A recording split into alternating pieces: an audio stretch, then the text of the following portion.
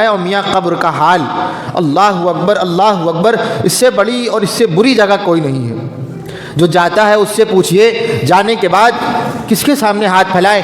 مدنی آقا جناب محمد رسول اللہ صلی اللہ علیہ وسلم نے ارشاد فرمایا، جب انسان مر جاتا ہے اور جنازے کے بعد وہاں پر کچھ لوگ بیٹھے تھے جیسے ہم لوگ کرتے ہیں، اب جنازے کے بعد سب سے پہلا کام یہ ہے اس کو دفنایا جائے، اور دفنانے کے بعد پھر سب کو اس بات کی فکر یہ رہتی ہے کہ ایک امام صاحب آئیں گے، ایک ٹوپی والے آئیں گے اور ایک داڑھی والے آئیں گے اور وہ دعا مانگیں گے اور ہم لوگ اس دعاؤں پر آمین کہیں گے۔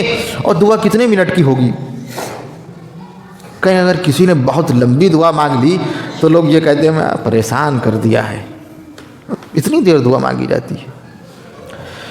اور اگر کسی نے مختصر سی مانگی تو گھر والے پریشان نالہ ہیں اس امام صاحب سے، آپ نے دعا اتنی مختصر سی مانگی، باپ تھا ہمارا، کہنے اس پر باپ کا حق اس پر نہیں آپ پر ہے۔ مدنی آقا جناب محمد رسول اللہ صلی اللہ علیہ وسلم کے زمانے میں جب صحابہ کرام جانے لگے قبر سے، مدنی آقا کے جملے سنیے، جانے لگے جیسے ہم لوگ جاتے ہیں، آپ فرمانے لگے استغفروا لاخیکم استغفروا لاخیکم، کہاں جا رہے ہو؟ اپنے بھائی کے لیے استغفار کی دعا کرو، اپنے بھائی کے لیے دعا کرو۔ کیوں؟ وَصَلُوا لَهُ التَّثْبِيتَ، اور اللہ تبارک و تعالی سے سوال کرو اس کی ثابت قدمی کا۔ فَإِنَّهُ الْآنَ يُسْأَلُ، کیونکہ اب اس سے سوال کیا جائے گا۔ پہلے تو بیوی سوال کرتی تھی، باپ سوال کرتا تھا، ہم جھوٹ بول دیا کرتے تھے اور بہانے بنا دیا کرتے تھے، اور باپ کو یقین ہو جاتا تھا کہ میرا بیٹا جھوٹ نہیں بول رہا ہے۔ پہلے تو ہم جھوٹ بول دیا کرتے تھے، بات بنا لیا کرتے تھے، اور بچی یہ سوچتی تھی ہم نے اپنی ماں کو بیوقوف بنا دیا اور میری ماں کی اتنی عقل نہیں ہے اور ہم پھر آج کامیاب ہو گئے۔ میاں اب کہاں سے بچو گے؟ اب فرشتے سوال کرنے آ رہے ہیں، اب اگر ایک بات ہوگی تو صرف سچ ہوگا۔ کون سوال کا جواب دے گا؟ کون بتائے گا کہ ہم نے اس دنیا میں رہ کر کے کیا کیا کیا ہے؟ کون بتائے گا کہ اس بات کا یقین کہ اللہ تبارک و تعالیٰ کی ہی ہم نے عبادت کی ہے؟ میاں ہم نے اللہ تبارک و تعالیٰ کی عبادت کی ہو یا نہ کی ہو یہ تو نہیں پتہ، لیکن کتنے مواقع ایسے ہیں جو ہم نے ڈر کر کے یہ کام کیا، چچا خفا ہو جائیں گے، نانا خفا ہو جائیں گے، اور بڑے ابا ناراض ہو جائیں گے، اور بہنوئی ناراض ہو جائیں گے، یہ کام کر لو ان کی رضامندی کے لیے۔ ہم نے اللہ تبارک و تعالیٰ کو ناراض کر کے ان چھوٹے چھوٹے لوگوں کو راضی کیا ہے، وہاں پر کیا ہوگا؟ فَإِنَّهُ الْآنَ يُسْأَلُ، اب اس سے سوال کیا جائے گا۔ علماء کرام فرمانے لگے مستحب ہے۔ کہیں گے پھر کتنی دیر کریں، کتنی دیر قبر کے پاس بیٹھے اور اللہ تبارک و تعالیٰ سے مانگے اے اللہ ہمارے والد کی جو قبر ہے، اے اللہ ان کی مغفرت فرما دیجئے، ان کے سوال و جواب کو آسان فرما دیجئے۔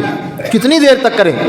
سب کے پاس وقت تو ہے نہیں، کتنے لوگوں کو جانا ہے، باپ کی ذمہ داری ہے، بیٹی کی ذمہ داری ہے، باپ مرا ہے، اور باپ کی ذمہ داری ہے، بیٹا مرا ہے، شوہر کی ذمہ داری ہے، بیوی مری ہے، بیٹے کی ذمہ داری ہے، اماں جان کا انتقال ہوا ہے، خالہ جان کا انتقال ہوا ہے، چاچا جان کا انتقال ہوا ہے، بڑے ابا کا انتقال ہوا ہے، موانی کا انتقال ہوا ہے۔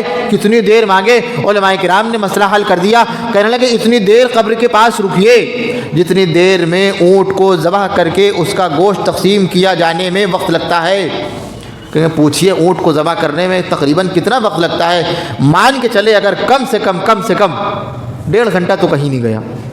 کہیں گے اتنی دیر مانگے، اتنی دیر یہاں پر بیٹھے رہیں؟ کہیں گے قبر کے اندر اگر آپ ہوتے تو پتہ چلتا، لوگ یہاں سے نہ جائیں۔ کہاں جا رہے ہو یار چھوڑ کر کے؟ بس ابھی جا کر کے جائیداد تقسیم ہوگی، ابھی جا کر کے وہ بچہ جو شادی کرنے کے بعد الگ ہو گیا تھا وہ گھر میں رکا رہے گا۔ کیوں؟ باپ کی جیب سے جو ایک چیک ملا تھا اور باپ کے ہاتھ میں جو انگوٹھی ملی تھی سونے کی بڑی قیمتی ہے اور اس میں ہیرا لگا ہے، یہ کس کو ملے گی؟ ہم دیکھ تو لیں اس پر کس نے قبضہ کیا ہے۔ اور باپ وہاں پر پڑا ہوا، اس کا کوئی پرسان حال نہیں ہے۔ آگاہ اپنی موت سے کوئی بشر نہیں، آگاہ اپنی موت سے کوئی بشر نہیں۔ سامان 100 برس کا ہے، پل کی خبر نہیں۔